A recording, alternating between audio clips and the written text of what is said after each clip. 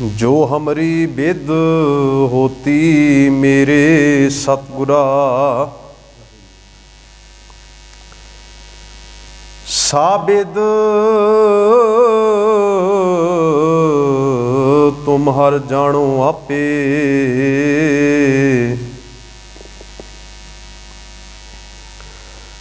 हम रुलते फिरते कोई बात न पूछता,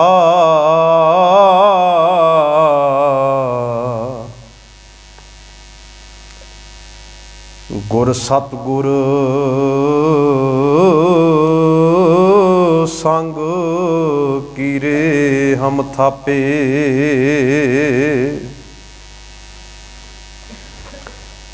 धन धन गुरु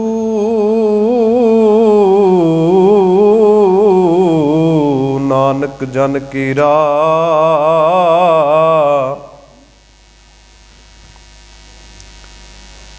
जित मिले चुकै सब सोग संतापे।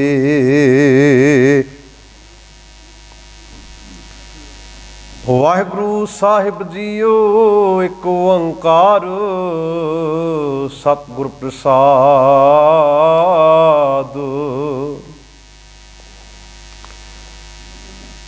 राग मारू बाणी कबीर जीओ की, पंडिया कवन को मत तुम लागे।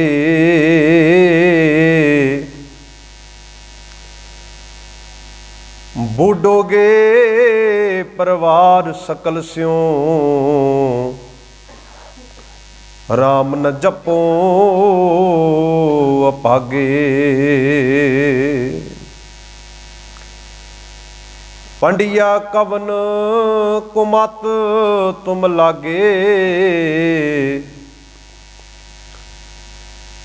बूढ़ोगे परिवार सकल स्यों, राम न जपो अभागे। रहाऊ वेद पुराण पढ़े का क्या गुण,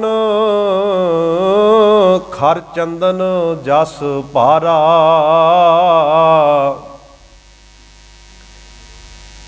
राम नाम की गत नहीं जानी, कैसे उतरस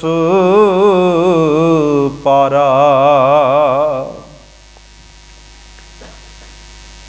जी बदो सो धर्म कर थापो, अधर्म कहो कत भाई। आपस को मुनिवर कर थापो, काको कहो कसाई। मन के अंधे आप न बूझो, काहे बुझावो भाई। माया कारण विद्या बेचो, जन्म अबिरथा जाई। नारद बचन व्यास कहत है, सुख को पूछो जाई। कह कबीर रामै राम छूटो, नाहे तां बूढ़े भाई। कह कबीर रामै राम छूटो, नाहे तां बूढ़े भाई। परम सन्मानयोग जुगो जुग अटल चवर छतर तख्त दे मालक, गुरता गद्दी ते सुभाईमान शब्द गुरु बाणी के बोहित अमृत के दाते वालिए कुल आलम।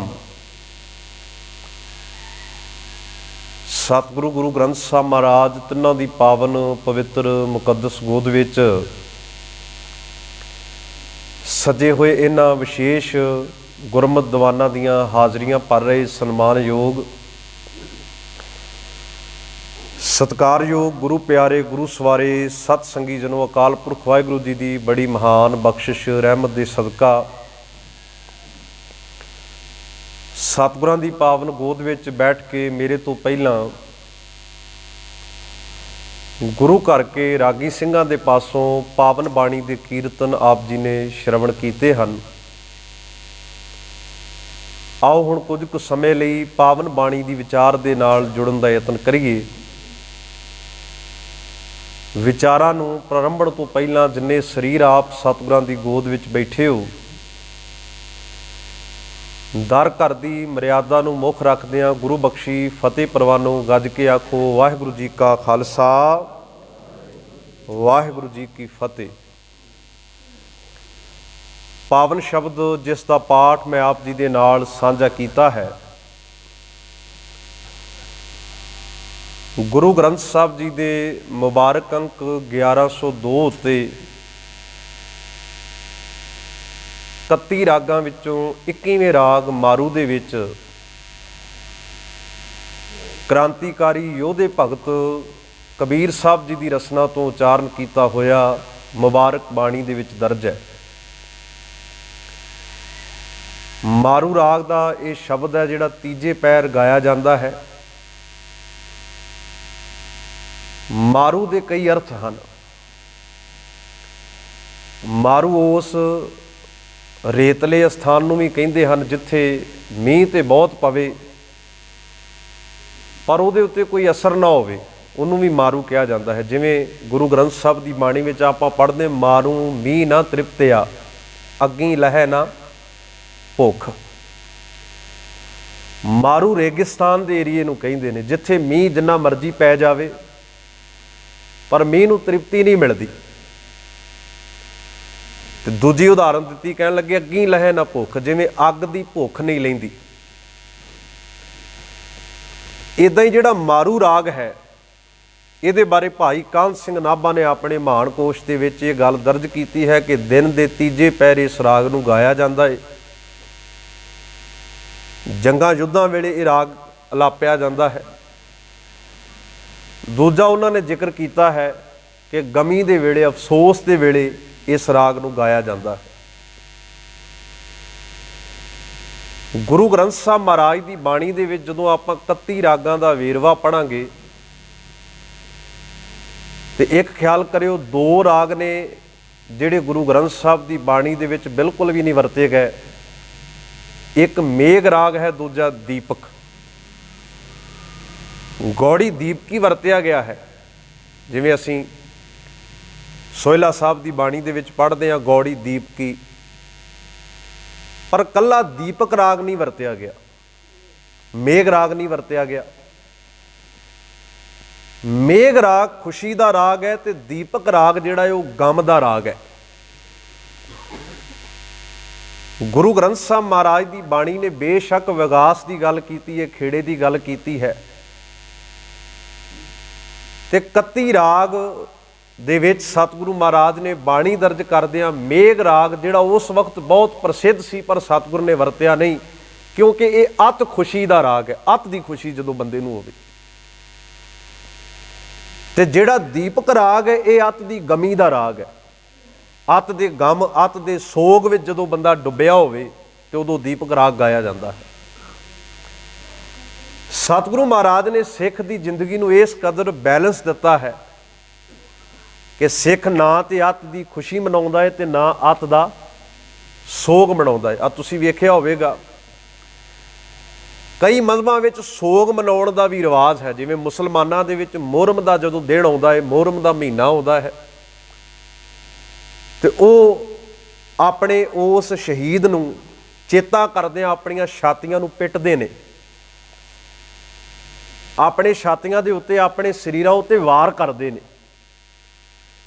ਤੇ ਬੜਾ ਭਿਆਨਕ ਇਹ ਮੰਜ਼ਰ ਜਿਹੜਾ ਹੈ ਹੁੰਦਾ ਹੈ ਵੇਖਣ ਵਾਲਾ, ਕਿ ਕਿਵੇਂ ਸੋਗ ਦੇ ਵਿੱਚ ਉਹ ਉਸ ਮਹੀਨੇ ਦੇ ਵਿੱਚ ਹਜ਼ਰਤ ਹੁਸੈਨ ਦੇ ਨਾਰੇ ਮਾਰਦੇ ਨੇ। ਸੋ ਸਤਿਗੁਰੂ ਨੇ ਸਾਨੂੰ ਸਦਾ ਵਿਗਾਸ ਦੀ ਗੱਲ ਕੀਤੀ ਹੈ। ਮੈਂ ਵੈਸੇ ਕਈ ਵਾਰ ਬੜਾ ਹੈਰਾਨ ਰਹਿ ਜਾਂਦਾ ਜਦੋਂ ਸਾਹਿਬਜ਼ਾਦਿਆਂ ਦੇ ਸ਼ਹੀਦੀ ਪੁਰਬ ਆਉਂਦੇ ਨੇ ਸਾਡੇ ਵਿੱਚ ਵੀ ਹੁਣ ਇਹ ਟ੍ਰੈਂਡ ਪਾਉਣ ਦੀ ਕੋਸ਼ਿਸ਼ ਕੀਤੀ ਜਾ ਰਹੀ ਹੈ ਵੀ ਉਦੋਂ ਸਾਨੂੰ ਵੀ ਸੋਗ ਬਣਾਉਣਾ ਚਾਹੀਦਾ। ਨਹੀਂ, ਸ਼ਹਾਦਤਾਂ ਦਾ ਕਦੀ ਸੋਗ ਨਹੀਂ ਹੁੰਦਾ, ਸ਼ਹਾਦਤਾਂ ਦਾ ਫਖਰ ਕੀਤਾ ਜਾਂਦਾ ਹੈ, ਮਾਣ ਕੀਤਾ ਜਾਂਦਾ ਹੈ। ਸੋਗ ਕਿਹੜੀ ਗੱਲ ਦਾ? ਜਿਨ੍ਹਾਂ ਨੇ ਸ਼ਹਾਦਤ ਦਾ ਜਾਮ ਪੀਤਾ ਹੈ, ਜੇ ਉਹਨਾਂ ਨੂੰ ਕੋਈ ਸੋਗ ਨਹੀਂ ਹੈ ਤੇ ਅਸੀਂ ਜਿਹੜੇ ਉਹਨਾਂ ਦੇ ਪੰਧ ਉੱਤੇ, ਜਿਹੜੇ ਉਹਨਾਂ ਦੀਆਂ ਲੀਹਾਂ ਤੇ ਤੁਰਨ ਵਾਲੇ ਆ, ਸਾਨੂੰ ਕਾਹਦਾ ਸੋਗ ਹੈ? ਸੋਗ ਨਹੀਂ ਹੈ। ਸਾਨੂੰ ਫਖਰ ਹੈ ਤੇ ਅਸੀਂ ਇਹ ਗੁਰੂ ਅੱਗੇ ਅਰਦਾਸ ਕਰਨੀ ਹੈ ਕਿ ਮਹਾਰਾਜ, ਜਿੱਦਾਂ ਤੇਰੇ ਸਾਹਿਬਜ਼ਾਦੇ ਨੀਹਾਂ ਵਿੱਚ ਚਿਣੇ ਗਏ, ਜਿੱਦਾਂ ਉਹਨਾਂ ਨੇ ਵੈਰੀ ਦਲ ਦਾ ਮੁਕਾਬਲਾ ਕੀਤਾ ਸੱਚ ਤੇ ਧਰਮ, ਇਨਸਾਫ, ਨਿਆਂ ਦੀ ਖਾਤਰ, ਅਸੀਂ ਸੋਗ ਕਰਕੇ ਕੋਈ ਘਰ ਵਿੱਚ ਬੈਠਣ ਵਾਲੇ ਨਾ ਬਣੀਏ, ਬਲਕਿ ਅਸੀਂ ਉਹਨਾਂ ਦੇ ਪੰਧ ਤੇ ਤੁਰਦੇ ਹੋਏ, ਉਹਨਾਂ ਦੇ ਮਾਰਗ, ਉਹਨਾਂ ਦੇ ਰਸਤੇ ਤੇ ਦੱਸਦੇ ਹੋਏ, ਜੇ ਕੱਲ੍ਹ ਨੂੰ ਸਾਨੂੰ ਵੀ ਆਪਣਾ ਆਪਾ ਉਹਨਾਂ ਵਾਂਗੂ ਕੁਰਬਾਨ ਕਰਨਾ ਪਵੇ ਤੇ ਅਸੀਂ ਖੁਸ਼ੀ ਖੁਸ਼ੀ ਕਰ ਜਾਈਏ। ਇਸ ਕਰਕੇ ਸੋਗ ਦਾ ਕਨਸੈਪਟ ਸਾਡਾ ਨਹੀਂ ਹੈ। ਅਸੀਂ ਸ਼ਹਾਦਤ ਤੇ ਫਖਰ ਕਰਦੇ ਹਾਂ, ਮਾਣ ਕਰਦੇ ਹਾਂ। ਸ਼ਹਾਦਤ ਪੀ ਜਾਣਾ, ਸ਼ਹਾਦਤ ਦਾ ਜਾਮ ਪੀਣਾ ਇੱਕ ਆਪਣੇ ਆਪ ਵਿੱਚ ਬੜੀ ਵੱਡੀ ਗੱਲ ਹੈ, ਇੱਕ ਬੜੀ ਮਹਾਨ ਗੱਲ ਹੈ। ਖੈਰ, ਸਤਿਗੁਰੂ ਮਹਾਰਾਜ ਦਾ ਅੱਜ ਦਾ ਇਹ ਪਾਵਨ ਵਾਕ ਜਿਹੜਾ ਭਗਤ ਕਬੀਰ ਸਾਹਿਬ ਦੀ ਰਸਨਾ ਤੋਂ ਉਚਾਰਨ ਕੀਤਾ ਹੈ ਮਾਰੂ ਰਾਗ ਵਿੱਚ, ਮੈਂ ਜਿਹੜੀ ਸਿਰਫ ਅਰਜ਼ ਤੁਹਾਡੇ ਚਰਨਾਂ ਵਿੱਚ ਇੰਨੀ ਕੀਤੀ ਸੀ ਕਿ ਗੁਰੂ ਗ੍ਰੰਥ ਸਾਹਿਬ ਦੀ ਬਾਣੀ ਦੇ ਵਿੱਚ ਨਾ ਅੱਤ ਦਾ ਸੋਗ ਹੈ, ਨਾ ਅੱਤ ਦੀ ਖੁਸ਼ੀ ਹੈ। ਪਰ ਅਫਸੋਸ ਇਸ ਗੱਲ ਦਾ ਹੈ ਕਿ ਸਾਡੇ ਘਰ ਵਿੱਚ ਕਿਸੇ ਦਾ ਜਨਮ ਹੋਵੇ, ਅਸੀਂ ਅੱਤ ਦੀ ਖੁਸ਼ੀ ਵਿੱਚ ਜਾਂਦੇ ਹਾਂ। ਸਾਡੇ ਘਰ ਵਿੱਚ ਕਿਸੇ ਦੀ ਮੌਤ ਹੋ ਜੇ, ਅਸੀਂ ਅੱਤ ਦੇ ਸੋਗ ਵਿੱਚ ਵੀ ਨਾਲ ਡੁੱਬ ਜਾਂਦੇ ਹਾਂ। ਜ਼ਿੰਦਗੀ ਨੂੰ ਬੈਲੈਂਸ ਕਰਨ ਦੀ ਲੋੜ ਹੈ। ਵੇਖੋ ਗੁਰੂ ਗ੍ਰੰਥ ਸਾਹਿਬ ਦੀ ਬਾਣੀ ਦਾ ਕਿੱਡਾ ਪਿਆਰਾ ਵਾਕ ਹੈ। ਮਹਾਰਾਜ ਕਹਿੰਦੇ ਨੇ, ਜਨਮੇ ਕੋ ਵਾਜੇ ਵਧਾਏ, ਸੋਇਲੜੇ ਅਗਿਆਨੀ ਗਾਏ। ਜਨਮਿਆ ਤੇ ਵਾਜੇ ਵਜਾ ਵਜਾ ਕੇ ਲੋਕਾਂ ਨੂੰ ਦੱਸਿਆ ਕਿ ਕੋਈ ਸਾਡੇ ਘਰ ਵਿੱਚ ਆਇਆ ਹੈ। ਜਨਮੇ ਕੋ ਵਾਜੇ ਵਧਾਏ, ਸੋਇਲੜੇ ਅਗਿਆਨੀ ਗਾਏ। ਜੋ ਜਨਮੈ ਤੇ ਸਰ ਪਰ ਮਰਨਾ, ਕਿਰਤ ਪਿਆ ਸਿਰ ਸਾਹਾ ਹੈ। ਜਿਹੜਾ ਜੰਮਿਆ ਹੈ ਉਹਦੇ ਸਿਰ ਉੱਤੇ ਮੌਤ ਵੀ ਹੈ। ਇਹੋ ਕਿਰਤ, ਇਹੋ ਸੁਭਾਅ ਜਾਂ ਇਹੋ ਕਰਮ ਜਿਹੜਾ ਹੈ ਉਹ ਖੁਦਾ ਵੱਲੋਂ ਲਿਖਿਆ ਗਿਆ ਹੈ। ਜਿਹਦੀ ਖਾਤਰ ਅੱਜ ਸ਼ਹਿਨਾਈਆਂ ਤੇ ਢੋਲ ਵਜਾਉਂਦਾ ਫਿਰਦਾ ਏ, ਇਹਨੇ ਇੱਕ ਦਿਨ ਮਰ ਵੀ ਜਾਣਾ ਹੈ। ਧੰਨ ਗੁਰੂ ਗ੍ਰੰਥ ਸਾਹਿਬ ਮਹਾਰਾਜ ਨੇ ਅੱਜ ਸਾਡੇ ਤੇ ਬਖਸ਼ਿਸ਼ ਕੀਤੀ। ਬੜਾ ਪਿਆਰਾ ਸ਼ਬਦ ਰਾਗੀ ਸਿੰਘਾਂ ਨੇ ਕੀਰਤਨ ਰੂਪ ਵਿੱਚ ਵੀ ਪੜ੍ਹਿਆ, ਅਸੀਂ ਸੋਦਰ ਵਿੱਚ ਵੀ ਪੜ੍ਹਦੇ ਹਾਂ, ਜਿਹਦਾ ਅੱਜ ਦੇ ਸ਼ਬਦ ਨਾਲ ਬੜਾ ਸੰਬੰਧ ਹੈ। ਮਹਾਰਾਜ ਕਬੀਰ ਸਾਹਿਬ ਕਹਿੰਦੇ ਨੇ, ਪੰਡਿਆ ਕਵਨ ਕੁਮਤ ਤੁਮ ਲਾਗੇ, ਬੂਢੋਗੇ ਪਰਿਵਾਰ ਸਕਲ ਸਿਉ ਰਾਮ ਨ ਜਪੋ ਅਭਾਗੇ। ਕਬੀਰ ਸਾਹਿਬ ਕਹਿੰਦੇ ਨੇ, ਹੇ ਪੰਡਤ, ਕਿਹੜੀ ਭੈੜੀ ਮੱਤ ਵਿੱਚ ਲੱਗਾ ਹੈ। ਵੈਸੇ ਪੰਡਤ ਜਿਹੜਾ ਹੈ ਉਹ ਗੁਣੀ ਗਿਆਨੀ ਨੂੰ ਕਹਿੰਦੇ ਨੇ। ਗੁਰੂ ਗ੍ਰੰਥ ਸਾਹਿਬ ਦੀ ਬਾਣੀ ਦੇ ਵਿੱਚ ਪੰਡਤ ਦੀ ਪਰਿਭਾਸ਼ਾ ਇਹ ਵੀ ਦਿੱਤੀ ਗਈ ਹੈ ਕਿ ਸੋ ਪੰਡਤ ਜੋ ਮਨ ਪ੍ਰਬੁੱਧ ਹੈ, ਰਾਮ ਨਾਮ ਆਤਮ ਮੈਂ ਸੁਧ ਹੈ। ਕੱਲਾ ਗਿਆਨੀ ਹੋ ਜਾਣਾ, ਧਾਰਮਿਕ ਗ੍ਰੰਥਾਂ ਦੀ ਸੋਝੀ ਆ ਜਾਣੀ, 4 ਅੱਖਰ ਪੜ੍ਹ ਲੈਣੇ, ਯਾਦ ਕਰ ਲੈਣੇ, ਕਿਸੇ ਚੀਜ਼ ਦਾ ਵਿਖਿਆਨ ਕਰ ਲੈਣਾ, ਇਹ ਆਪਣੇ ਆਪ ਵਿੱਚ ਪੰਡਤ ਕਹਾਉਣਾ ਨਹੀਂ ਹੈ। ਪੰਡਤ ਉਹ ਹੈ ਜਿਹਨੇ ਆਪਣੇ ਆਪ ਨੂੰ ਪੜ੍ਹ ਲਿਆ, ਜਿਹਨੇ ਪੜ੍ਹੀ ਹੋਈ ਵਿਦਿਆ ਦੇ ਨਾਲ ਆਪਣੇ ਆਪ ਨੂੰ ਸੋਧ ਲਿਆ। ਉਹ ਪੰਡਤ ਨਹੀਂ ਹੈ ਜਿਹੜਾ ਵਿਦਿਆ ਤੇ ਪੜ੍ਹ ਰਿਹਾ ਹੈ ਪਰ ਜਿਹਨੇ ਆਪਣੇ ਆਪ ਨੂੰ ਸੋਧਿਆ ਨਹੀਂ, ਉਹਨੂੰ ਸਤਿਗੁਰ ਨੇ ਪੰਡਤ ਨਹੀਂ ਆਖਿਆ। ਮਹਾਰਾਜ ਕਹਿੰਦੇ, ਪੰਡਤ ਹੋ ਕੇ ਵੀ ਕੁਮੱਤ ਵਾਲੇ ਬੰਨੇ ਲੱਗਾ ਹੈ, ਸੋਝੀ ਤੇ ਸਮਝ ਹੁੰਦਿਆਂ ਹੋਇਆਂ ਵੀ ਕੁਮੱਤ ਵਾਲੇ ਬੰਨੇ ਲੱਗਾ ਹੈ।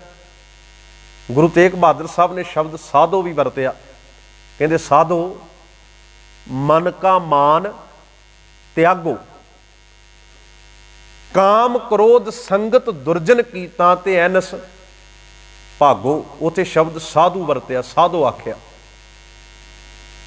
ਹੁਣ ਜਿਹੜਾ ਸਾਧਿਆ ਗਿਆ, ਜਿਹੜਾ ਸਤ ਸੰਗੀ ਬਣ ਗਿਆ, ਜਿਹੜਾ ਸਾਧੂ ਬਣ ਗਿਆ,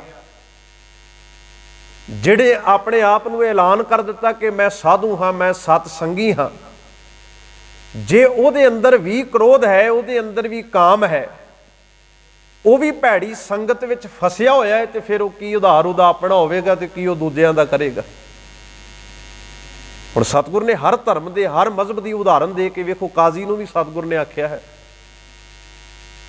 ਰੋਜਾ ਧਰੈ ਮਨਾਵੇਂ ਅੱਲਾ ਸਵਾਦਤ ਜੀ ਸੰਘਾਰੈ। ਇਸੇ ਸ਼ਬਦ ਵਿੱਚ ਮਹਾਰਾਜ ਨੇ ਇੱਕ ਪੰਕਤੀ ਰੱਖੀ, ਕਹਿਣ ਲੱਗੇ ਕਾਜ਼ੀ ਸਾਹਿਬ ਏਕ ਤੋਹੀ ਮੈਂ, ਤੇਰਾ ਸੋਚ ਵਿਚਾਰ ਨਾ ਦੇਖੈ। ਹੇ ਕਾਜ਼ੀ, ਤੇਰੇ ਵਿੱਚ ਵੀ ਖੁਦਾ ਵਸਦਾ ਹੈ। ਤੂੰ ਇਹ ਦਾਅਵਾ ਕਰਦਾ ਹੈ ਕਿ ਮੇਰੇ ਵਿੱਚ ਵੀ ਅੱਲਾ ਹੈ, ਤੇ ਜਿਹੜਾ ਅੱਲਾ ਸਾਰਿਆਂ ਵਿੱਚ ਹੈ ਉਹ ਤੇਰੇ ਵਿੱਚ ਵੀ ਹੈ, ਪਰ ਤੂੰ ਕਦੀ ਇਸ ਗੱਲ ਨੂੰ ਸੋਚ ਵਿਚਾਰ ਕੇ ਨਹੀਂ ਵੇਖਦਾ ਕਿ ਮੈਂ ਦੂਜਿਆਂ ਵਿੱਚ ਵੀ ਅੱਲਾ ਨੂੰ ਵਸਦਾ ਹੋਇਆ ਸਮਝਾਂ। ਜਿਹੜਾ ਸਾਹਮਣੇ ਵਾਲਾ ਹੈ ਕੋਈ ਦੂਜਾ ਹੈ, ਉਹਦੇ ਵਿੱਚ ਵੀ ਮੈਂ ਇਸ ਗੱਲ ਦਾ ਅਹਿਸਾਸ ਕਰਾਂ ਵੀ ਇਹਦੇ ਵਿੱਚ ਅੱਲਾ ਵਸਦਾ ਹੈ।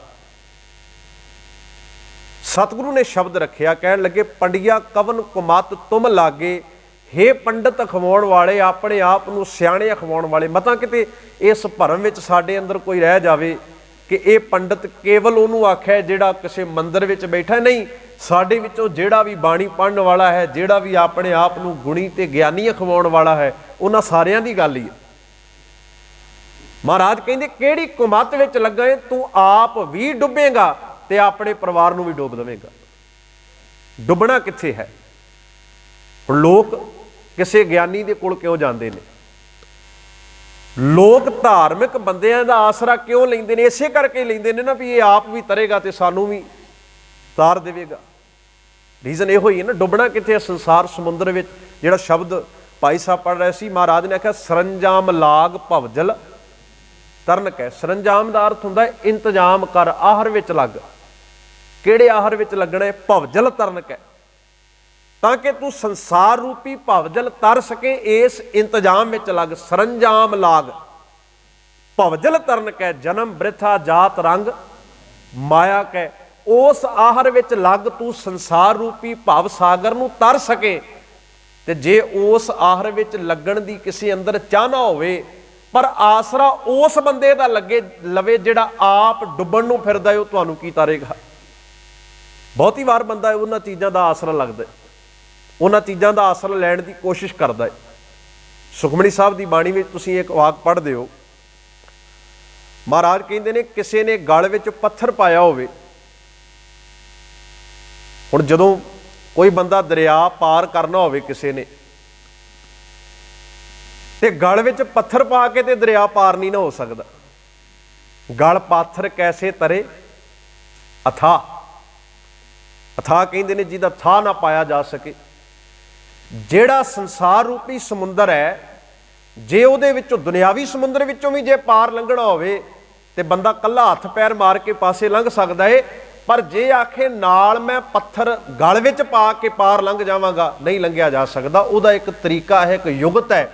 ਬੰਦੇ ਨੂੰ ਤਰਨਾ ਸਿੱਖਣਾ ਪਵੇਗਾ, ਪਰ ਤਰਨਾ ਵੀ ਉਹਦੇ ਤੋਂ ਸਿੱਖਣਾ ਪਵੇਗਾ ਜਿਹੜਾ ਆਪ ਤਰਨ ਵਾਲਾ ਹੋਵੇਗਾ, ਜਿਹਨੂੰ ਆਪ ਜਾਚ ਹੋਵੇਗੀ। ਕਈ ਵਾਰ ਇੱਕ ਕਿਸੇ ਦਾ ਵਾਕ ਹੈ ਨਾ ਵੀ ਨੀਮ ਹਕੀਮ ਖਤਰਾ ਏ ਜਾਣ, ਅਸੀਂ ਉਹਦਾ ਆਸਰਾ ਲੈ ਲਈਏ ਜਾਂ ਸਾਨੂੰ ਜੁਗਤ ਨਾ ਆਵੇ ਤਰਨ ਦੀ, ਤੇ ਕੀ ਕਰਾਂਗੇ?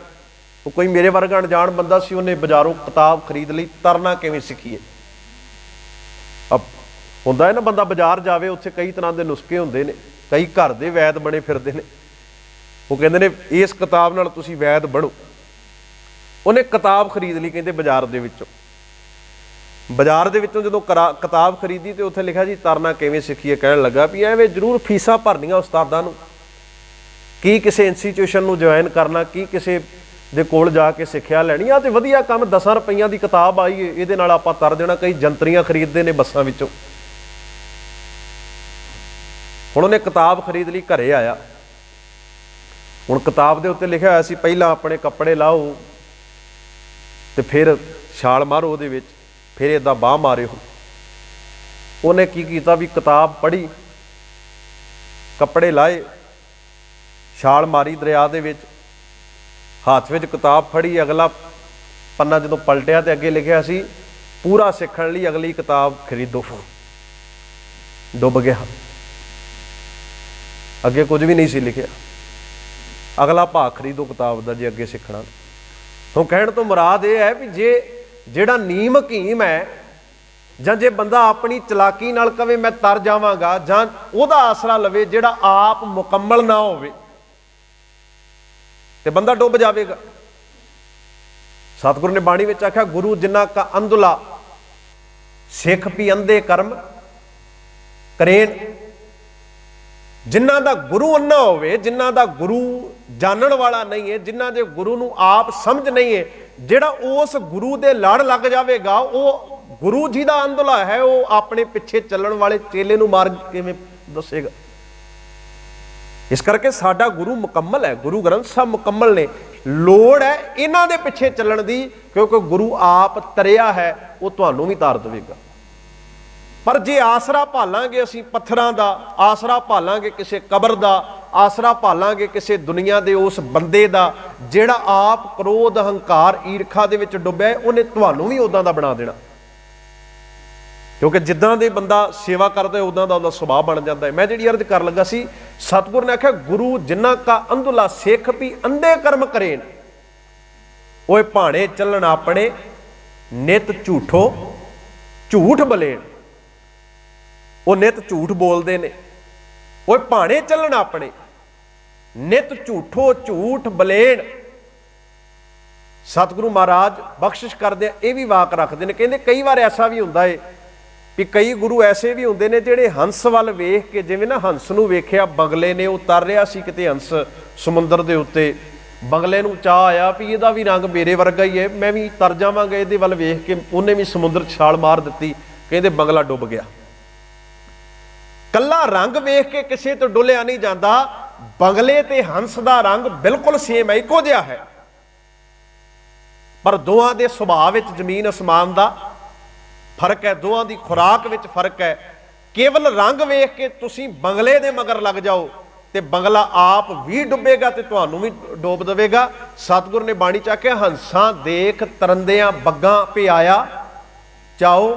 ਹੰਸਾਂ ਨੂੰ ਤਰਦਿਆਂ ਵੇਖ ਕੇ ਬਗਲਿਆਂ ਨੂੰ ਚਾਅ ਪੈਦਾ ਹੋ ਗਿਆ, ਲੈ ਜੇ ਹੰਸ ਤਰ ਸਕਦੇ ਸਾਨੂੰ ਕੀ ਹੋਇਆ। ਹੰਸਾਂ ਦੇਖ ਤਰੰਦਿਆਂ ਬੱਗਾਂ ਪਿਆਇਆ ਚਾਓ, ਡੁੱਬ ਮੋਏ ਬੱਗ ਬੱਪੜੇ ਸਿਰ ਤਲ ਉੱਪਰ ਪਹੁੰਚ। ਮਹਾਰਾਜ ਕਹਿੰਦੇ ਬਗਲੇ ਜਿਹੜੇ ਸੀ ਨਾ ਉਹ ਡੁੱਬ ਗਏ, ਉਹਨਾਂ ਦੇ ਸਿਰ ਥੱਲੇ ਹੋ ਗਏ ਤੇ ਪੈਰ ਉੱਪਰ ਨੂੰ ਹੋ ਗਏ। ਇਸ ਕਰਕੇ ਜੇ ਆਸਰਾ ਲੱਭਣਾ ਹੈ ਤੇ ਉਸ ਨਿਰੰਕਾਰ ਦਾ ਲੱਭ ਜਿਹੜਾ ਤੈਨੂੰ ਸੰਸਾਰ ਸਾਗਰ ਤੋਂ ਪਾਰ ਉਤਾਰ ਦੇਵੇਗਾ। ਇਹ ਪਾਂਡੇ ਤੇ ਆਪ ਕੁਮੱਤ ਵਿੱਚ ਲੱਗੇ ਹੋਏ ਨੇ, ਇਹਨਾਂ ਤੁਹਾਨੂੰ ਕੀ ਤਾਰਨਾ। ਭਗਤ ਨਾਮਦੇਵ ਦਾ ਇੱਕ ਬੜਾ ਪਿਆਰਾ ਵਾਕ ਹੈ, ਉਹ ਕਹਿੰਦੇ ਨੇ, ਉਹਨਾਂ ਨੇ ਨਿਰੰਕਾਰ ਅੱਗੇ ਬੇਨਤੀ ਕੀਤੀ, ਕਹਿੰਦੇ ਲੋਭ ਲਹਿਰ ਅਤ ਨੀਜਰ ਬਾਜੈ।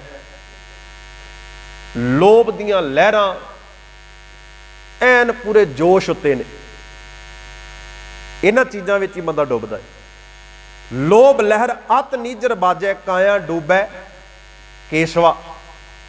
ਹੇ ਅਕਾਲ ਪੁਰਖ ਵਾਹਿਗੁਰੂ, ਕੇਸਵਾ ਆਪਾਂ ਕਿਹਨੂੰ ਕਵਾਂਗੇ? ਰੱਬ ਨੂੰ, ਨਿਰੰਕਾਰ ਨੂੰ। ਭਗਤ ਜੀ ਕਹਿੰਦੇ ਨੇ ਲੋਭ ਦੀ ਲਹਿਰ ਬੜੀ ਜ਼ੋਰ ਨਾਲ ਵੱਜ ਰਹੀ ਹੈ। ਹੁਣ ਸਮੁੰਦਰ ਦੇ ਵਿੱਚ ਜਿਹੜਾ ਮਲਾਹ ਚੰਗਾ ਹੋਵੇ, ਜਦੋਂ ਲਹਿਰਾਂ ਆਉਂਦੀਆਂ ਨੇ, ਚੰਗਾ ਮਲਾਹ ਸਮੁੰਦਰ ਦੇ ਵਿੱਚੋਂ ਬੇੜੀ ਕੱਢ ਕੇ ਪਾਰ ਲੈ ਜਾਂਦਾ ਹੈ।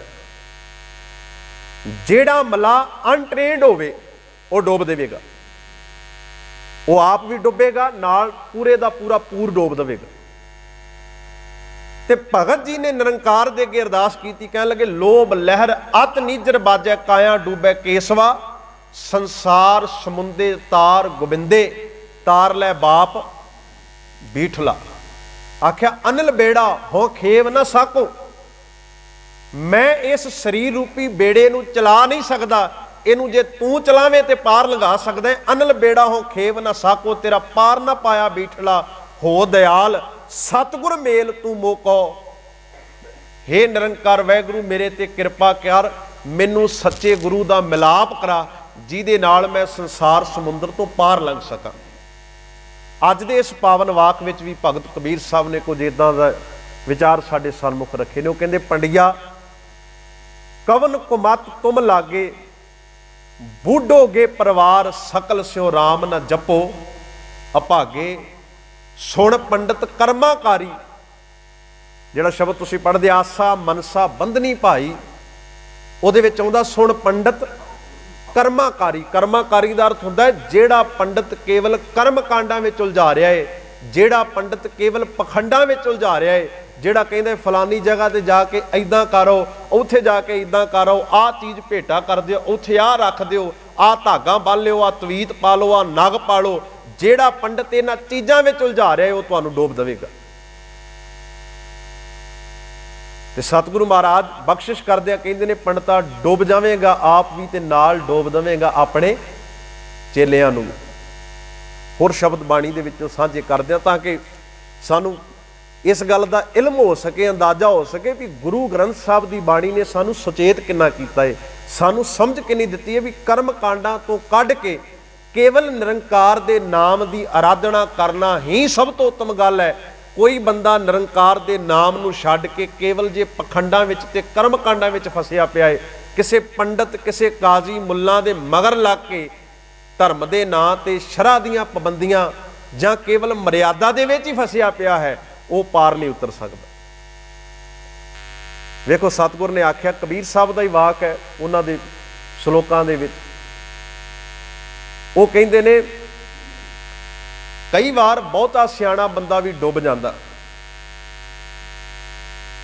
ਜਿਹੜਾ ਵੇਦਾਂ ਦਾ ਗਿਆਤਾ ਸੀ, ਜਿਹਨੇ ਵੇਦਾਂ ਦੇ ਮੁਤਾਬਕ ਲੋਕਾਂ ਨੂੰ ਕਰਮ ਕਾਂਡ ਕਰਨੇ ਦੱਸੇ, ਉਹ ਆਪ ਡੁੱਬ ਗਿਆ।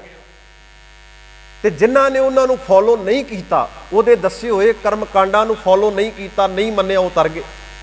ਪੰਡਤ ਜਲ ਮੋਏ ਮੂਰਖ ਉਭਰੇ ਭਾਗ। ਕੋਈ ਆਪਣੇ ਆਪ ਨੂੰ ਪੰਡਤ ਅਖਵਾ ਰਿਹਾ ਸੀ, ਬੜਾ ਚਲਾਕ ਬਣ ਰਿਹਾ ਸੀ ਪਖੰਡ ਕਰਕੇ ਵੀ ਮੈਂ ਬੜਾ ਰੱਬ ਦੇ ਨੇੜੇ ਆ।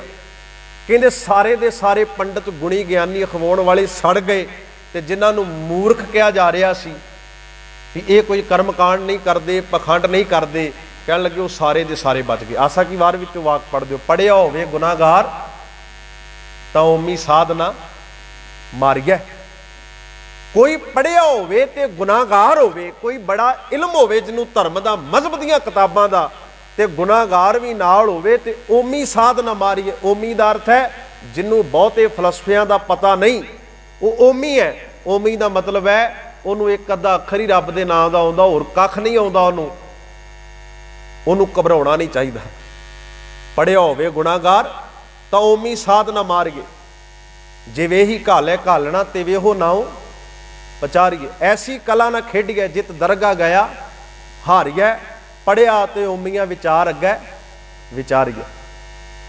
ਦੂਜੇ ਬੰਦ ਵਿੱਚ ਸਤਿਗੁਰ ਨੇ ਇੱਥੇ ਆਖਿਆ, ਵੇਦ ਪੁਰਾਨ ਪੜ੍ਹੇ ਕਾ ਕਿਆ ਗੁਣ, ਖਰ ਚੰਦਨ ਜਸ ਭਾਰਾ। ਜਿਵੇਂ ਖਰ ਕਹਿੰਦੇ ਨੇ ਖੋਤੇ ਨੂੰ, ਖੋਤੇ ਦੇ ਉੱਤੇ ਤੁਸੀਂ ਚੰਦਨ ਲਾਦੇ ਹੋ, ਬੜੀ ਕੀਮਤੀ ਲੱਕੜ ਹੈ ਚੰਦਨ ਦੀ, ਬਹੁਤ ਮਹਿੰਗੀ ਹੈ। ਉਹਨੂੰ ਕੋਈ ਉਹਦਾ ਮੁੱਲ ਪਤਾ, ਖੋਤੇ ਨੂੰ ਉਹਦਾ ਮੁੱਲ ਨਹੀਂ ਪਤਾ, ਖੋਤੇ ਲਈ ਉਹ ਇੱਕ ਆਮ ਲੱਕੜ ਹੈ। ਕਹਿੰਦੇ ਪੰਡਤ ਜੀ ਤੁਸੀਂ ਵੀ ਬੜੇ ਧਰਮ ਗ੍ਰੰਥਾਂ ਦੇ ਪਾਠ ਕੀਤੇ, ਬੜੇ ਵੇਦ ਪੜ੍ਹੇ, ਪਰ ਤੁਹਾਡੀ ਹਾਲਤ ਤੇ ਇਹ ਹੈ ਜਿਹਨੂੰ ਸਤਿਗੁਰ ਨੇ ਆਖਿਆ, ਗਰਦਬ ਪ੍ਰੀਤ ਭਸਮ ਸੰਗ ਹੋਏ। ਖੋਤੇ ਨੂੰ ਚੰਦਨ ਲੇਪ ਉਤਾਰੈ ਧੋਏ, ਗਰਦ ਪ੍ਰੀਤ ਭਸਮ ਸੰਗ ਹੋਏ। ਚੰਦਨ ਦਾ ਲੇਪ ਵੀ ਖੋਤੇ ਤੇ ਕੀਤਾ ਹੋਵੇ, ਉਹਨੂੰ ਉਹਦੀ ਕੋਈ ਸਾਰ ਨਹੀਂ ਹੈ। ਉਹਨੂੰ ਤੇ ਤਸੱਲੀ ਉਦੋਂ ਮਿਲਣੀ ਹੈ ਜਦੋਂ ਉਹ ਸਵਾਹ ਦੇ ਵਿੱਚ ਲੇਟੇਗਾ। ਤੇ ਸਤਿਗੁਰੂ ਮਹਾਰਾਜ ਕਹਿੰਦੇ ਨੇ, ਵੇਦ ਪੁਰਾਨ ਪੜ੍ਹੇ ਕਾ ਕਿਆ ਗੁਣ। ਮੈਨੂੰ ਇਸ ਗੱਲ ਦਾ ਜਵਾਬ ਦੇ, ਤੂੰ ਵੇਦ ਪੜ੍ਹੇ, ਤੂੰ ਪੁਰਾਨ ਪੜ੍ਹੇ, ਤੂੰ ਧਰਮ ਦੇ ਗ੍ਰੰਥ ਪੜ੍ਹੇ, ਪਰ ਤੇਰੀ ਜ਼ਿੰਦਗੀ ਵਿੱਚ ਕੋਈ ਗੁਣ ਨਹੀਂ ਹੈ। ਇਹ ਉਦਾਂ ਦੀ ਗੱਲ ਹੈ, ਖਰ ਚੰਦਨ ਜਸ ਭਾਰਾ। ਕੇਵਲ ਖੋਤੇ ਦੇ ਵਾਂਗੂ ਤੈਨੂੰ ਮਾਣ ਹੀ ਏ ਵੀ ਤੂੰ ਪਿੱਠ ਉੱਤੇ ਇੰਨਾ ਵਜਨ ਲੱਦਿਆ ਹੋਇਆ, ਲਾਭ ਤੇ ਕੋਈ ਨਹੀਂ ਨਾ। ਖਰ ਚੰਦਨ ਜਸ ਭਾਰਾ, ਰਾਮ ਨਾਮ ਕੀ ਗਤ ਨਹੀਂ ਜਾਣੀ, ਕੈਸੇ ਉਤਰਸ ਭਾਰਾ। ਤੈਨੂੰ ਰੱਬ ਦੇ ਨਾਮ ਦੀ ਵਡਿਆਈ ਦਾ ਪਤਾ ਨਹੀਂ, ਪਾਰ ਕਿਵੇਂ ਉਤਰੇਗਾ। ਅਗਲਾ ਬਚਨ ਬੜਾ ਕਮਾਲ ਦਾ ਹੈ। ਵੈਸੇ ਨਾ ਇੱਕ ਪੰਜਾਬੀ ਦਾ ਸਾਹਿਤਕਾਰ ਹੈ, ਉਹਨੇ ਬੜਾ ਕੰਮ ਕੀਤਾ ਪੰਜਾਬੀ ਦੇ ਬਾਰੇ, ਪੰਜਾਬ ਦੀਆਂ ਜਿਹੜੀਆਂ ਕਹਾਣੀਆਂ ਸੀ ਉਹਨੇ ਲਿਖੀਆਂ। ਉਹਦੀਆਂ ਕਹਾਣੀਆਂ ਮੈਂ ਪੜ੍ਹ ਰਿਹਾ ਸੀ, ਉਹਦਾ ਨਾਮ ਵਣਜਾਰਾ ਬੇਦੀ। ਉਹਨੇ ਗੱਲ ਬੜੀ ਕਮਾਲ ਦੀ ਲਿਖੀ। ਕਹਿਣ ਲੱਗੇ ਵੀ ਇੱਕ ਨਾ ਇੱਕ ਕਾਜ਼ੀ ਤੇ ਸ਼ਿਕਾਰੀ ਦੋਵਾਂ ਦੀ ਪੈ ਗਈ ਯਾਰੀ। ਅਗਲੀ ਪੰਕਤੀ ਨਾਲ ਸੰਬੰਧ ਹੈ ਇਸ ਕਹਾਣੀ ਦਾ, ਮੈਂ ਤਾਂ ਸਾਂਝੀ ਕਰਨ ਲੱਗਾ। ਕਾਜ਼ੀ ਤੇ ਸ਼ਿਕਾਰੀ ਦੀ ਪੈ ਗਈ ਯਾਰੀ। ਸ਼ਿਕਾਰੀ ਰੋਜ਼ ਸ਼ਿਕਾਰ ਕਰਨ ਜਾਂਦਾ ਸੀ, ਕਾਜ਼ੀ ਧਰਮ ਦਾ ਨੁਮਾਇੰਦਾ ਹੁੰਦਾ। ਕੱਲਾ ਕਾਜ਼ੀ ਨਹੀਂ, ਵੇਖੋ ਸਾਡੇ ਵਰਗਾ ਵੀ ਕੋਈ ਹੋ ਸਕਦਾ, ਉਹ ਪੰਡਤ ਵੀ ਹੋ ਸਕਦਾ, ਕੋਈ ਵੀ ਹੋ ਸਕਦਾ ਜਿਹੜਾ ਧਰਮ ਨੂੰ ਮੰਨਦਾ, ਜਿਹੜਾ ਧਰਮ ਦਾ ਪ੍ਰਚਾਰਕ ਹੋਣ ਦਾ ਦਾਅਵਾ ਕਰਦਾ। ਕਹਿੰਦੇ ਦੋਵਾਂ ਦੀ ਪੈ ਗਈ ਜਾਰੀ ਤੇ ਜਦੋਂ शिकारी अगले दिन शिकार खेडन चलिया ना, तो काजी उहनूं कहिंदा भी मैनूं शिकार करना तो नहीं आउंदा, मैं तेरे नाल चलिया जाना, तो पहला शिकार तेरा ते दूजा मेरा। वो कहता भी ठीक आ। कहते उन्हें निशाना बन के जो मारिया ना, तो पहले नंबर ते उहदा तीर वजा कबूतर नूं, ते दूजे नंबर ते वजा कां नूं, ते दोवें ही धरती ते आण के डिग पए, तड़फ रहे सी। पहला तीर किनूं वजा? कबूतर नूं, दूजा वजा कां नूं। ते काजी ने की कहा सी? कहंदा पहला शिकार तेरा ते दूजा मेरा।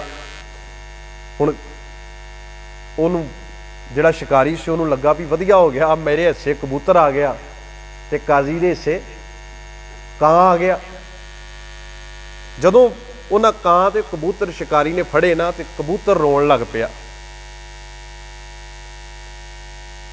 ਉਹਦੇ दर्द ਹੁੰਦਾ होना, पर ਕਾਂ ਉਹਦੇ ਨਾਲੋਂ भी ज़्यादा ਉੱਚਾ रोण लग पिया। कबूतर ਕਾਂ ਨੂੰ ਪੁੱਛਦਾ भी मैनू दर्द हो रहा सी, मैं तां रो रहा, ਤੇ ਤੂੰ ਇੰਨਾ ਕਿਉਂ ਉੱਚਾ रो रहा? नाले ਤੈਨੂੰ ਤੇ ਦੂਜੇ नंबर ਤੇ ਵੱਜਾ तीर, तेरे ਤੇ कोई सੱਟ भी बहुती नहीं लगी। ਤੇ ਇੱਕ ਤੈਨੂੰ ਹੋਰ मैं गल दसदा, ਤੈਨੂੰ रोण ਦੀ लोड़ नहीं आ। कबूतर ਕਾਂ ਨੂੰ ਕਹਿੰਦਾ ਤੈਨੂੰ रोण ਦੀ लोड़ नहीं आ, क्योंकि ਕਾਂ खाना ਤੇ हराम हुंदा। मैं तो रोवां भी मैनू तो खा जाना, तू क्यों रो रहा? ਕਾਂ ਨੂੰ ਕਹਿੰਦਾ भरावा छड़ दे, जिन्हां दे वस पै गया ना आपां, इहने कोई ना कोई हल लभ लेना ही। कहंदा मैनू खतरा ज़्यादा। कबूतर नूं कहंदा तैनूं घट आ। वो चलो जी काजी आ गया नेड़े, शिकारी भी आ गया नेड़े। हुण काजी हिस्से शिकारी दे आ गया कबूतर, ते काजी दे आ गया ਕਾਂ। काजी ने फिर शरह की मर्यादा दसी, कबूतर बच गया ते ਕਾਂ रगड़िया गया। ये हुंदा है जुगत तरीका, किद्दां किहड़ी गल नूं किद्दां बदल देना, डाइवर्ट कर देना। मर्यादा इहने ये दसी, कहन लगा भी वेखो, शिकारी कहंदा काजी जी मेरे हिस्से कबूतर आया, तुहाडे हिस्से ਕਾਂ आया, ਕਾਂ खाना हराम है, कबूतर खाना हराम नहीं हैगा। कहन लगा नहीं इदां नहीं है, गल नूं समझ पहलां ध्यान नाल। कहंदे ਕਾਂ ने कीती कबूतर की संगत, इस करके चंगी संगत करन नाल हुण ਕਾਂ हराम नहीं रह गया। कहंदा अच्छा जी। कहंदा फिर कबूतर, कहंदा कबूतर ने कीती गंदी संगत, इस करके ये हराम हो गया। ऐ कर हुण कबूतर छड्ड दे ते ਕਾਂ मेरे हिस्से आ गया। काजी ने घरे जाके पा के पतीले च ਕਾਂ रिन के खा लिया।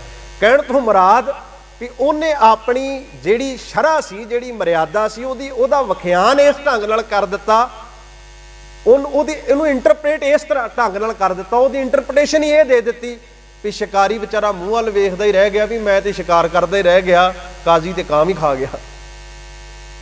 उन्हें सच नूं झूठ बना दिता ते झूठ नूं सच बना दिता। जिहड़ा हलाल सी उहनूं उन्हें अपनी जुगत नाल हराम बना दिता, ते जिहड़ा हराम सी उहनूं उन्हें हलाल बना दिता। हुंदा है ना जी इदां भी। देखो धर्म के नां ते कोई जो मर्जी गां भी वढ के खा जावे। हिंदुस्तान दे विच वेखो सतगुर की बाणी ने इन्हां गल्लां दा जिक्र कीता, समा नहीं मैं बहुता इस पासे तुरा किते फिर विचारांगे। इत्थे गावां भी वढ के खादियां जांदियां ने, पंडित वढदे ने, हिंदू मजहब दे विच वढियां जांदियां ने, साउथ विच वड्डी तादाद विच पंडित वढदे ने गावां, पर कोई होर वढ जावे ते केस हो जाते हैं, दंगे भड़कते हैं, सारा कुछ होंदा है। क्योंकि उन्हें धर्म का आसरा ले लिया, उहदे कोल तरीका है, उहदे कोल जुगत है। आम बंदा बकरा वढदा सी ते उहनूं कहंदा ये कसाई है, पर धर्म के नां ते आप वढ के खा गया ते अपने आप नूं कसाई थोड़ा कहंदा, अपने आप नूं ब्रह्म ज्ञानी कहंदा। देखो हुण सतगुर ने वाक्य रखिया, कह लगे जी बदो सो धर्म कर थापो। कहंदे जदों ते जीवां नूं मारदा तू आप, उदों ते कहना ये धर्म है, पर जदों कोई मारदा उहनूं कहना ये कसाई है। जी बदो सो धर्म कर थापो, अधर्म कहो कत भाई, आपस को मुनिवर कर थापो, काको कहो कसाई। अपने आप नूं मुनि कहना, अपने आप नूं ब्रह्म ज्ञानी कहना जदों मार के खाना, जदों कोई दूजा मारदा उहनूं कहना ये कसाई है। हद है। तो उहदी व्याख्या गल ओह आ गई ना ਕਾਂ ते कबूतर वाली। हुण सतगुर ने ਅਗਲਾ ਵਾਕ ਰੱਖਿਆ, ਕਹਿੰਦੇ ਮਨ ਕੇ ਅੰਧੇ, ਅਸਲ ਵਿੱਚ ਪੰਡਤਾ ਤੂੰ ਮਨ ਤੋਂ ਅੰਨਾ ਹੋ ਗਿਆ। ਵੇਖੋ ਅੱਖਾਂ ਤੋਂ ਅੰਨਾ ਹੋਵੇ ਬੰਦਾ ਤੇ ਕਿਤੇ ਨਾ ਕਿਤੇ ਚੱਲ ਜਾਂਦਾ, ਜਿਹੜਾ ਬੰਦਾ ਮਨ ਕਰਕੇ ਅੰਨਾ ਹੋ ਜਾਵੇ ਉਹਨੂੰ ਕੀ ਸਮਝਾਊਗਾ। ਮਨ ਕੇ ਅੰਧੇ ਆਪ ਨਾ ਬੁੱਝੋ, ਤੈਨੂੰ ਆਪ ਮਜ਼ਹਬ ਦੀ, ਧਰਮ ਦੀ, ਈਮਾਨ ਦੀ ਕੋਈ ਸਮਝ ਨਹੀਂ ਹੈ, ਤੂੰ ਕੁਝ ਵੀ ਨਹੀਂ ਬੁੱਝਿਆ, ਤੂੰ ਇੱਕ ਨਿਰੰਕਾਰ ਬਾਰੇ ਕੁਝ ਵੀ ਸਮਝ ਨਹੀਂ ਰੱਖਦਾ, ਪਰ ਦੂਜਿਆਂ ਨੂੰ ਤੂੰ ਸਮਝ ਦਿੰਦਾ ਫਿਰਦਾ ਹੈ। ਮਨ ਕੇ ਅੰਧੇ ਆਪ ਨਾ ਬੁੱਝੋ, ਕਾਹੇ ਬੁਝਾਵੋ ਭਾਈ, ਕਿਉਂ ਦੂਜਿਆਂ ਨੂੰ ਬੁਝਾ ਰਿਹਾ ਹੈ, ਕਿਉਂ ਦੂਜਿਆਂ ਨੂੰ ਐਵੇਂ ਸਮਝ ਦੇ ਰਿਹਾ ਹੈ। ਮਾਇਆ ਕਾਰਨ ਵਿਦਿਆ ਵੇਚੋ, ਮਾਇਆ ਦਾ ਕਰਕੇ ਵਿਦਿਆ ਵੇਚਦਾ ਏ, ਧਰਮ ਵੇਚਦਾ ਤੂੰ। ਮਹਾਰਾਜ ਨੇ ਆਖਿਆ ਧ੍ਰਿਗ ਤਿਨਾ ਕਾ ਜੀਵਿਆ, ਜੇ ਲਿਖ ਲਿਖ ਵੇਚੈ ਨਾਉ, ਲਾਨਤ ਹੈ ਉਹਨਾਂ ਦਾ ਜੀਵਿਆ ਜਿਹੜੇ ਲਿਖ ਲਿਖ ਕੇ ਨਾਮ ਵੇਚਦੇ ਨੇ। ਵੇਚਦੇ ਨੇ ਨਾ ਕਈ ਵੀ, ਆਹ ਬਾਬਾ ਜੀ ਨੇ ਲਿਖ ਕੇ ਦਿੱਤਾ, ਗਲ ਚ ਪਾ ਲਓ, ਇੰਨੇ ਪੈਸੇ ਉਹਨਾਂ ਨੂੰ ਦੇ ਦਿਓ। ਲਿਖ ਲਿਖ ਕੇ ਵੇਚਣਾ ਤੂੰ ਧਰਮ ਦਾ ਨਾਂ। ਧ੍ਰਿਗ ਤਿਨਾ ਕਾ ਜੀਵਿਆ, ਜੇ ਲਿਖ ਲਿਖ ਵੇਚੈ ਨਾਉ, ਮਹਾਰਾਜ ਨੇ ਆਖਿਆ ਖੇਤੀ ਤਿਨ ਕੀ ਉਜੜੈ, ਖਲਵਾੜੇ ਕਿਆ ਥਾਉ, ਉਹਨਾਂ ਦੀ ਖੇਤੀ ਉਜੜ ਜਾਂਦੀ ਹੈ ਜਿਹੜੇ ਲਿਖ ਕੇ ਨਾਮ ਵੇਚ ਦਿੰਦੇ ਨੇ, ਜਿਹੜੇ ਰੱਬ ਦਾ ਨਾਮ ਲਿਖ ਲਿਖ ਕੇ ਵੇਚਦੇ ਨੇ। ਸਤਿਗੁਰੂ ਸੱਚੇ ਪਾਤਸ਼ਾਹ ਕਿਰਪਾ ਕਰਨ। ਮਾਇਆ ਕਾਰਨ ਵਿਦਿਆ ਵੇਚੋ, ਜਨਮ ਅਬਿਰਥਾ ਜਾਈ, ਮਾਇਆ ਦਾ ਕਰਕੇ ਤੂੰ ਆਪਣੀ ਵਿਦਿਆ ਨੂੰ ਵੇਚਦਾ ਹੈ। ਨਾਰਦ ਬਚਨ ਬਿਆਸ ਕਹਿਤ ਹੈ, ਸੁਖ ਕੋ ਪੁੱਛੋ ਜਾਈ, ਕਹਿ ਕਬੀਰ ਰਾਮੈ ਰਮ ਛੂਟੋ, ਨਾਏ ਤਾਂ ਬੁੱਢੇ ਭਾਈ। ਕਬੀਰ ਸਾਹਿਬ ਅਖੀਰ ਤੇ ਕਹਿੰਦੇ ਨੇ, ਰੱਬ ਵਿੱਚ ਆਪਣੀ ਸੁਰਤ ਨੂੰ ਜੋੜ ਕੇ ਉਹਦੇ ਵਿੱਚ ਲੀਨ ਹੋ ਜਾ, ਇਹੋ ਹੀ ਛੁੱਟਣ ਦਾ ਤਰੀਕਾ ਹੈ। ਜੇ ਮੇਰਾ ਨਹੀਂ ਯਕੀਨ, ਉਹ ਭਾਵੇਂ ਜਿਹੜੇ ਸਿਆਣੇ ਸਿਆਣੇ ਜਿਨ੍ਹਾਂ ਨੂੰ ਤੂੰ ਰਿਸ਼ੀ ਮੰਨਦਾ ਹੈ, ਨਾਰਦ ਵਰਗੇ, ਬਿਆਸ ਵਰਗੇ, ਵੇਦ ਵਿਆਸ ਜਿਹਨੂੰ ਕਹਿੰਦੇ ਨੇ, ਕਹਿੰਦੇ ਉਹਨਾਂ ਨੂੰ ਜਾ ਕੇ, ਸੁੱਕ ਵਰਗੇ, ਸੁਖਦੇਵ ਵਰਗੇ, ਉਹਨਾਂ ਨੂੰ ਜਾ ਕੇ ਪੁੱਛ ਲਾ, ਰੱਬ ਦੇ ਨਾਮ ਦੇ ਵਿੱਚ ਸੁਰਤ ਜੋੜੇ ਤੋਂ ਬਿਨਾਂ ਛੁੱਟਿਆ ਨਹੀਂ ਜਾ ਸਕਦਾ। ਜਿੰਨੇ ਮਰਜ਼ੀ ਕਰਮਕਾਂਡ ਕਰ ਲਾ, ਜਿੰਨੇ ਮਰਜ਼ੀ ਪਖੰਡ ਕਰ। ਸੋ ਸਤਿਗੁਰ ਕਿਰਪਾ ਕਰੇ, ਅਸੀਂ ਆਪਣੀ ਸੁਰਤ ਨੂੰ ਪਖੰਡਾਂ ਵਾਲੇ ਬੰਨਿਓ, ਕਰਮ ਕਾਂਡਾਂ ਵਾਲੇ ਬੰਨਿਓ ਉਤਾਰ ਕੇ ਇੱਕ ਨਿਰੰਕਾਰ ਦੇ ਵਿੱਚ ਲਾਈਏ। ਕਬੀਰ ਸਾਹਿਬ ਦੇ ਇਸ ਪਾਵਨ ਬਚਨ ਦੀ ਵਿਚਾਰ ਕਰਦੇ ਹਾਂ। ਹੋਈਆਂ ਅਨੇਕਾਂ ਪ੍ਰਕਾਰ ਦੀਆਂ ਭੁੱਲਾਂ ਗਲਤੀਆਂ ਮੇਰੀਆਂ, ਗੱਲ ਚੰਗੀ ਸਤਿਗੁਰੂ ਸੱਚੇ ਪਾਤਸ਼ਾਹ ਜੀ ਦੀ ਸੰਗਤ ਦਾ ਧੰਨਵਾਦ। ਵਾਹਿਗੁਰੂ ਜੀ ਕਾ ਖਾਲਸਾ, ਵਾਹਿਗੁਰੂ ਜੀ ਕੀ ਫਤਿਹ।